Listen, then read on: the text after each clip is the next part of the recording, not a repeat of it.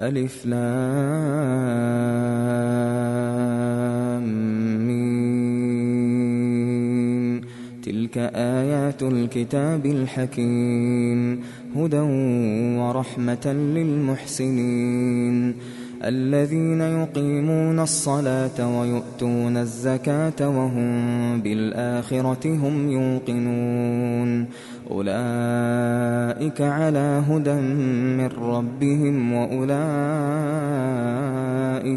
وأولئك هم المفلحون ومن الناس من يشتري لهو الحديث ليضل عن سبيل الله بغير علم ويتخذها هزوا أولئك لهم عذاب مهين وإذا تتلى عليه آياتنا ولى مستكبرا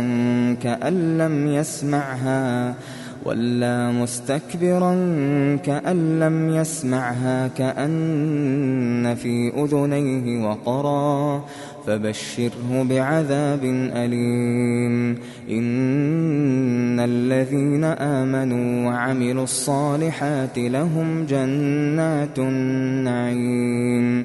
خالدين فيها وعد الله حقا وهو العزيز الحكيم خلق السماوات بغير عمد ترونها وألقى في الأرض رواسي أن تميد بكم وبث فيها من كل دابة وأنزلنا من السماء ماء فأنبتنا فيها من كل زوج كريم هذا خلق الله فأروني ماذا خلق الذين من دونه بل الظالمون في ضلال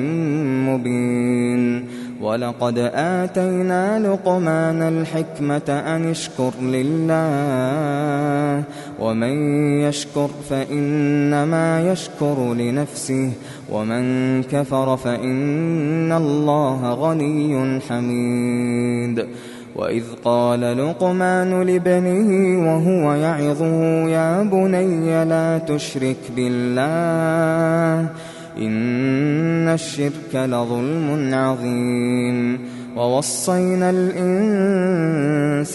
بوالديه حملته أمه وهنا على وهن وفصاله في عامين أن اشكر لي ولوالديك إلي المصير وإن جاهداك على أن تشرك بي ما ليس لك به علم فلا تطعهما وصاحبهما في الدنيا معروفا واتبع سبيل من أناب إلي ثم إلي مرجعكم فأنبئكم بما كنتم تعملون يا بني إنها إن تك مثقال حبة من خردل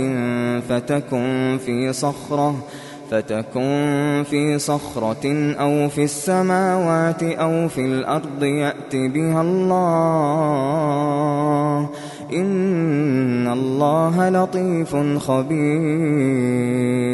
يا بني أقم الصلاة وأمر بالمعروف وانه عن المنكر واصبر على ما أصابك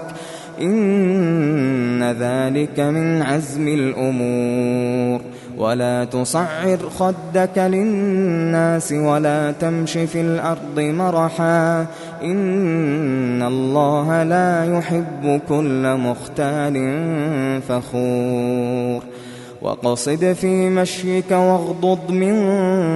صوتك إن أنكر الأصوات لصوت الحمير ألم تروا أن الله سخر لكم ما في السماوات وما في الأرض وأسبغ عليكم نعمه ظاهرة وباطنة ومن الناس من يجادل في الله بغير علم ولا هدى ولا كتاب منير وإذا قيل لهم اتبعوا ما أنزل الله قالوا بل نتبع ما وجدنا عليه آباءنا أولو كان الشيطان يدعوهم إلى عذاب السعير ومن يسلم وجهه إلى الله وهو محسن فقد استمسك بالعروة الوثقى وإلى الله عاقبة الأمور ومن كفر فلا يحزنك كفره إلينا مرجعهم فننبئهم بما عملوا إن الله عليم بذات الصدور نمتعهم قليلا ثم نضطرهم إلى عذاب غليظ ولئن سألتهم من خلق السماوات والأرض ليقولن الله قل الحمد لله بل أكثرهم لا يعلمون لله ما في السماوات والأرض إن الله هو الغني الحميد ولو أن ما في الأرض من شجرة أقلام والبحر يمده من بعده 7 أبحر ما نفدت كلمات الله إن الله عزيز حكيم ما خلقكم ولا بعثكم إلا كنفس واحدة إن الله سميع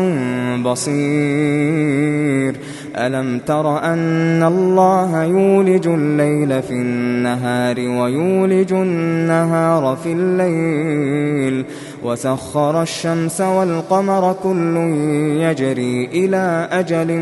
مسمى وأن الله بما تعملون خبير ذلك بأن الله هو الحق وأن ما يدعون من دونه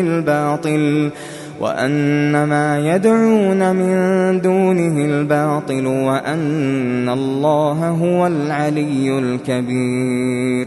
ألم تر أن الفلك تجري في البحر بنعمة الله ليريكم من آياته إن في ذلك لآيات لكل صبار